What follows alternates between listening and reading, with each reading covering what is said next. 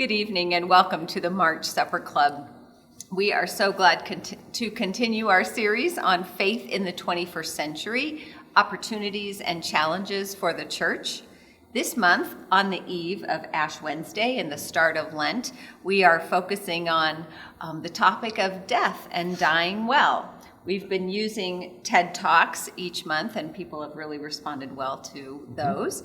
And this month, we have another extraordinary TED Talk. This time it's titled, What Really Matters at the End of Life, by Dr. B.J. Miller. He is a palliative care physician at the Zen Hospice Center in San Francisco. His personal story is powerful, and it's the starting point for his work as a physician. And this TED Talk is 19 minutes long, so really take time to watch it and enjoy it. We will not talk a lot about it because it speaks for itself. Yep. But we did want to talk a little bit about just Ash Wednesday and Lent.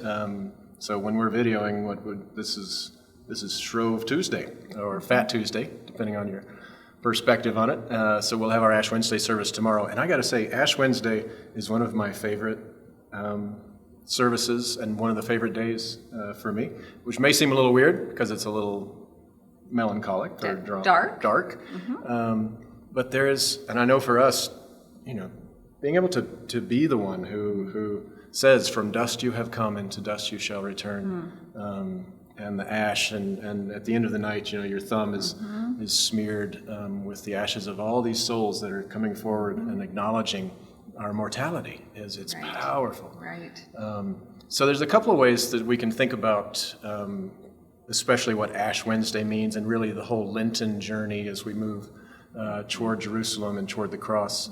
One is to think of it a little more metaphorically, not to think about our literal death, we'll talk about that in a minute, but that in the burning of the ashes, we're looking at ourselves honestly, we're confessing our sin, we are repenting in that great sense of the word that means to turn in the right direction, all in this way of burning up the things in us that are not of our sin, our greed, our pride, the things that get in the way of our relationship with God. That this is a journey, an intentional journey of giving these things up, letting them burn. I love that the ashes traditionally are the palms from last year's Palm Sunday, that they burn them to make the ashes for this Sunday, and the ways that parade was a triumphal entry and thinking we're going to, here's our Savior, we're going to take down the Romans, and in all the ways that is reminiscent of our own pridefulness and our ways we're going to win, and the ways they turn to ash, and the honesty of it is just lovely. That's great.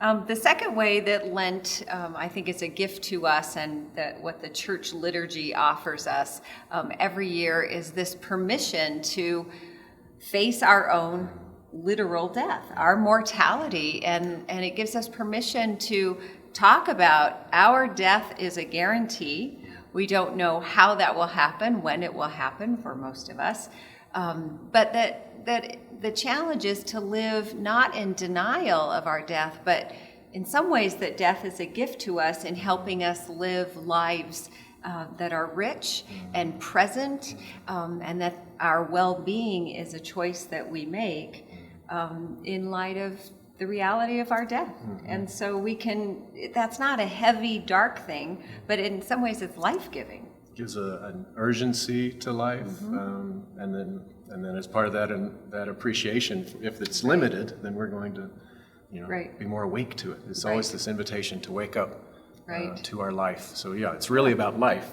Yes, it's the paradox. It is. It's fascinating. Yeah. And in so many ways, right, the Christian journey itself the heart of the message is always that life comes through death. Resurrection comes through the cross.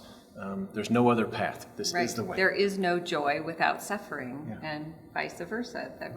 Life is in its wholeness. Yeah. So we encourage you to watch this TED Talk, take it in, sit with it, and in your supper club, tell a story about a time when you had an experience of a close person in your life, their death or their dying process, or someone you know that you witnessed their dying process or their death, and what did you learn from that? Is there something that you learned from experiencing another person's death or death process?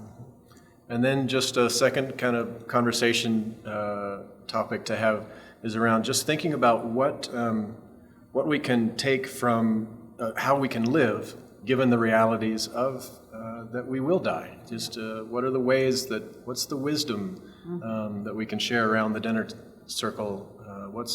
What are the things you appreciate or feel a sense of urgency about? What might we change? It's rich, there's a lot. Yeah, so Dr. Miller really ends his TED Talk saying, death informs our lives, and we live our lives toward death, and there's freedom in that. And so we wish you a good evening conversation. Good night.